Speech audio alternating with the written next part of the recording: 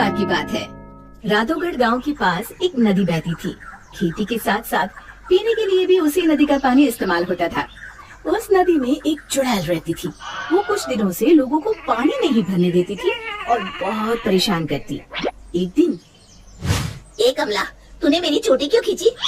पगला गई है क्या विमला? मैं भला तेरी चोटी क्यों खींचूंगी? झूठ मत बोल, यहाँ हम दो ही तो हैं।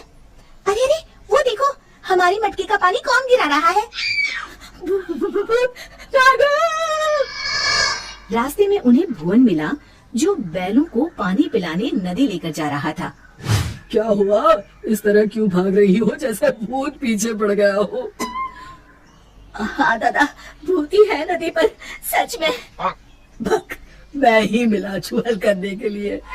दर्द हो गई जिन्नैया मैं कैसी करूं।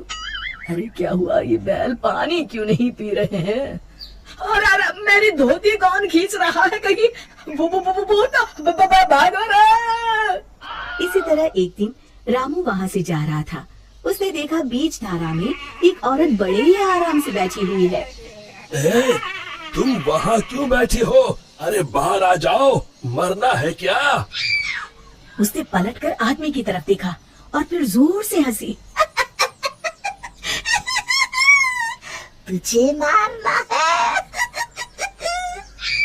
कहकर हाथ बढ़ाना शुरू किया। वो तेजी से गिरते पड़ते गांव की तरफ भागा और गांव आकर लोगों को बताया।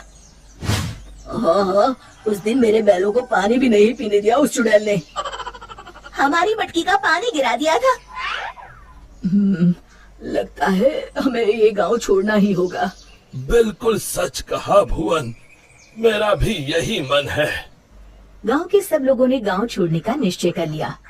भुवन बेटा, हो गई तैयारी? हाँ काका, हो ही गई समझो।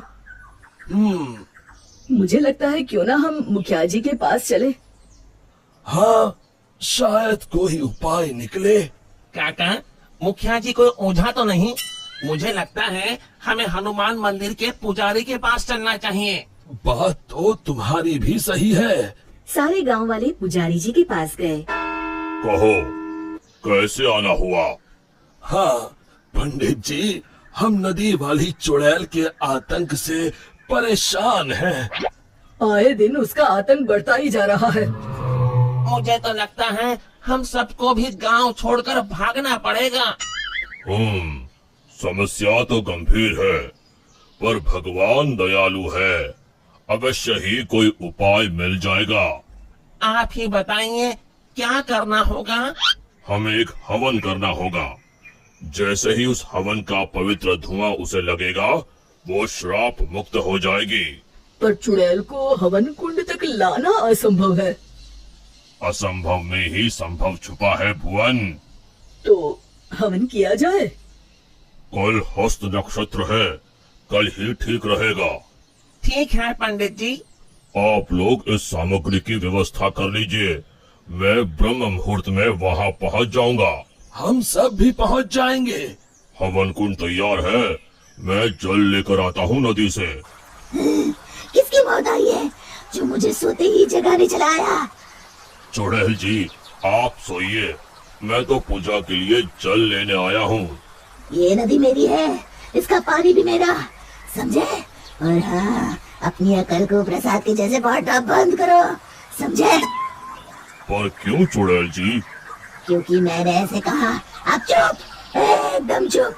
चुड़ैल जी, क्यों ना एक शर्त लगाई जाए, जो हारेगा उसे दूसरे की बात माननी पड़ेगी। बोलो, मंजूर है? तुम साधारण गांव वाले मुझ जैसी ताकतवर चुड़ैल से शर्त लगाओगे?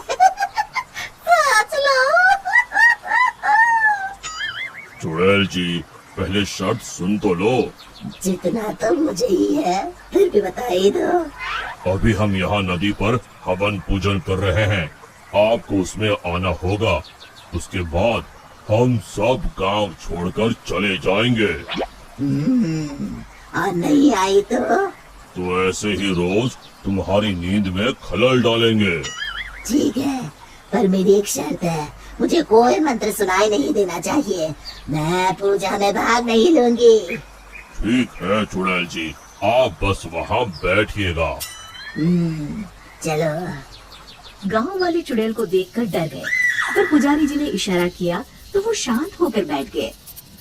जैसे ही पंडित जी ने आखिरी आहुति आग में डाली और धुआं चुड़ैल की तरफ गया, वो जलने लगी और जोर जोर से चीखने लगी। बचाओ, मैं जल रही हूँ, बचाओ, बचाओ, मैं सबको खा जाऊंगी, किसी को नहीं छोड़ूंगी, बचाओ। धीरे धीरे उसकी आवाज शांत हो गई। सब लोग सोच रहे थे कि चुड़ैल जलकर राख हो जाएगी, पर ये क्या? उस डरावनी चुड़ैल की जगह पर एक खूबसूरत परी खड़ी थी। वो मुस्कुराते हुए बोली, मैं एक परी हूँ। एक शाप के कारण मुझे चुड़ैल बनना पड़ा। आज आपके कारण मैं शाप मुक्त हो गई हूँ। अब मैं परी लोग जाऊंगी। उससे पहले एक वरदान देना चाहती हूँ। मांगो, क्या मांगती हो? अगर कुछ देना है तो ऐसा वरदान दो कि इस नदी का पानी कभी न सूखे। तथास्तु कहकर परी उड़ गई। फिर सब खुशी खुशी रहने लगे।